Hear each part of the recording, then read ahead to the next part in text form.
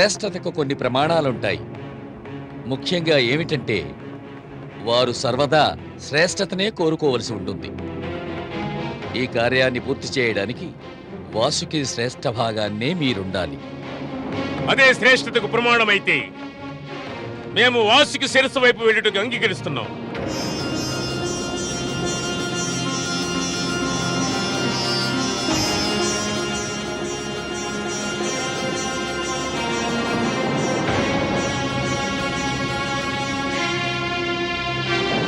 తమరు అత్యంత శ్రేష్ఠులు దానవరాజా.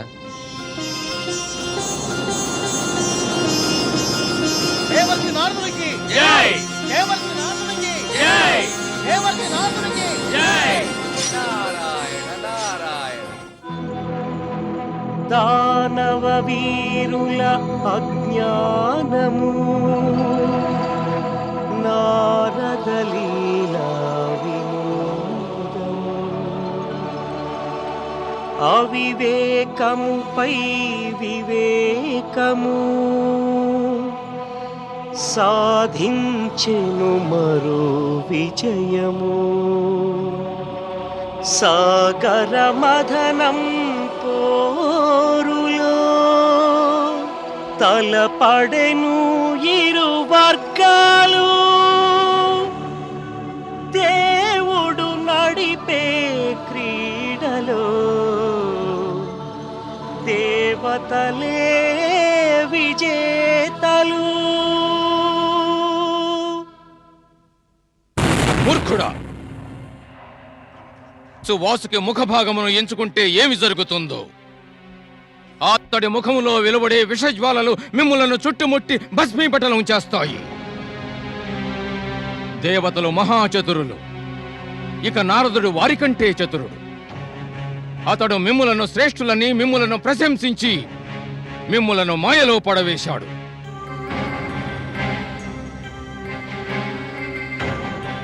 మన్నించాలి గురుదేవా, అమృత సాధనకు అంగీకరించాం. ఒకవేళ నిర్ణయం మార్చుకుంటే చివరకు నష్టపోయేది మన దానవలోకమే కదా. గతం గతః. నీకు నేను అభయం ఇస్తున్నాను. నేను స్వయంగా వచ్చి పర్యవేక్షిస్తాను. ఇప్పుడేం చేయాలి గురుదేవా? సవాలును స్వీకరించక తప్పదు. వెళ్ళండి, సాగర మథనాన్ని ఆరంభించండి. నేను చూస్తాను దేవతల చతురత ఏ పాటిదో. నిశ్చింతగా ఉండండి. వెళ్ళండి. తమ ఆజ్ఞ గురుదేవా.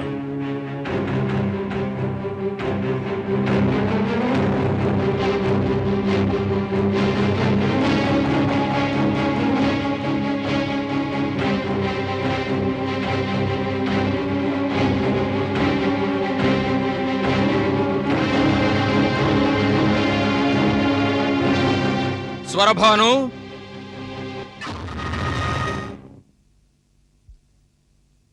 ఆజ్ఞ గురుదేవా. స్వరభాను, సముద్ర మథనం జరుగుతున్నది. నా చింత ఏమిటంటే దేవతలెంత చతురులో దానవులు అంత మూర్ఖులు. అయినప్పటికీ నేను వారి మూర్ఖత్వాన్ని చతురత్వంగా మార్చే ప్రయత్నం చేస్తున్నాను. నా అనుమానం దేవతలు అమృతాన్ని పంచడంలో వంచనకు పాల్పడే ప్రమాదం ఉన్నది. అయితే నాకు తమరి ఆదేశం ఏమిటి? నేనొక కార్యభారం నీకు అప్పగిస్తున్నాను. నీవు శ్రద్ధగా విను. అమృతమును పంచేటప్పుడు అన్యాయము జరగరాదు.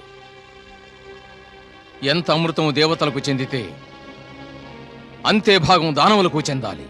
తమ నిశ్చింతగా ఉండండి గురుదేవా. నేనుండగా ఇటువంటి అన్యాయము జరగనివ్వను.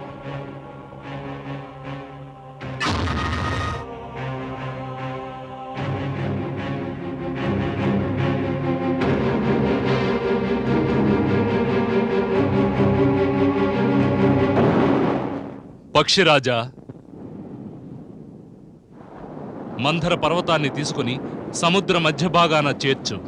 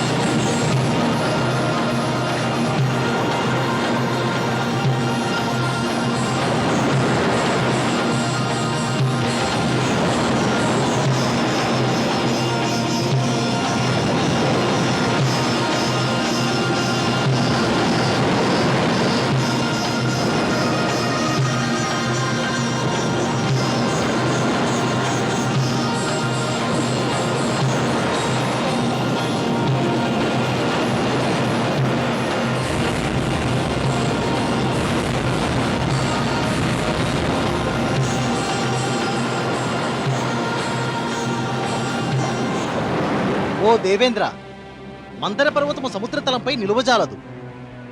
సముద్రము యొక్క అడుగు భాగాన ఏదో ఒక ఆధారం లేకుంటే అది మునిగిపోతుంది. దాన్ని నిలిపే ఒక ఆధారం కావాలి. సాగర మథనం ఎలా జరుగుతుంది దేవేంద్ర? ఏదో ఉపాయం ఆలోచించాలి. ఇంతటి మహాపర్వతాన్ని మోయగల సాధనమును ఎక్కడని అన్వేషించగలము? నాకేమీ పాలుపోవడం లేదు. మనం ఏదో మార్గాన్ని అన్వేషించే తీరాలి. ఈ కఠిన కార్యం దేవతలకు అసంభవం. మమ్ములను అనుమతించండి. దానవరాజు బాగా సెలవిచ్చారు. మనకిక కాలయాపన చేసే వ్యవధి లేదు. పదండి దానవ వీరులారా, సాగర మదనాన్ని సాగిద్దాం. ఆగండి దానవేంద్ర. దేవేంద్ర, ఆగి ఏం చేయాలి? మథనం జరగదా? సముద్ర మథనం అంత సులభము కాదు. అమృతం లభించుట అంత తేలిక కాదు దానవరాజా. పరీక్షలను ఎదుర్కోవలసి ఉంటుంది. నాగమణి ప్రాప్తించాలంటే ఎలా ప్రాణాలకు సైతం తెగించాలో అలాగే అమృత సాధనకు కఠిన పరీక్షలకు తట్టుకోవాలి. మరి ఈ సమస్యకి ఏదో ఉపాయం కావాలి కదా దేవేంద్ర? ఉపాయం ఉన్నది దేవేంద్ర. క్షీరసాగర వాసి భగవంతుడు విష్ణుమూర్తి తప్ప మనకు ఎవ్వరూ సహాయం చేయజాలరు. అవును దేవేంద్ర, మనం లక్ష్మీనారాయణుని వేడుకోవాలి. మనమంతా లక్ష్మీనారాయణుని సహాయం కోరాలి. అందరము ఆ విష్ణుమూర్తిని వేడుకుందాం.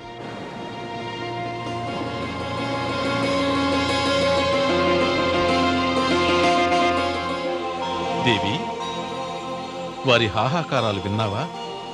వారు నా కోసం అర్థిస్తున్నారు. అవును కమలనైనా, సమస్య తీవ్రమవుతున్నది. మదనం అసంభవం అనిపిస్తున్నది. ఈ మథనం జరగకపోతే జీవనం ప్రమాదంలో పడుతుంది. దేవతలకు అమృతం దక్కకుండా పోతుంది. దానవులదే ఇక పైచేయి అవుతుంది. పరమాత్మ, మదనం ఎలా జరుగుతుంది? మందర పర్వతం సముద్రంలో మునిగిపోతుంది. అది కృంగిపోకుండా స్థిరపరిచే మహావస్తువు ఎక్కడ లభిస్తుంది?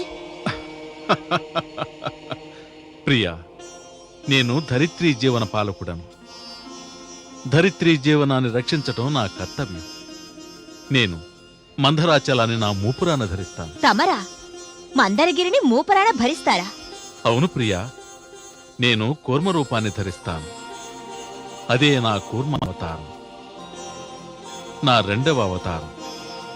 మందర పర్వతం నా మూపురాన స్థిరమైతే అప్పుడిక సాగర మథనం సులభతరం అవుతుంది. మహాత్మా కమలనైనా, తమరంటుంటారు కదా, మానవలోకానికి భంగం కలిగినప్పుడే మానవలోకంలో అవతరిస్తాను అని. కానీ ఇది ఇప్పుడు దేవదానవుల కలహం కదా. ఈ సమయంలో తమరు మరో అవతారం దాల్చవలసిన అవసరం ఏమిటి? మహాదేవి, నేను చెప్పాను కదా, ఈ సాగర మథనం గనక జరగకుంటే దానవ సంస్కృతి జయిస్తుంది అని. ఆ దానవ సంస్కృతి జయిస్తే ప్రప్రథమంగా మానవ సంస్కృతికే హాని కలుగుతుంది. దేవతలకే విజయం కలుగకపోతే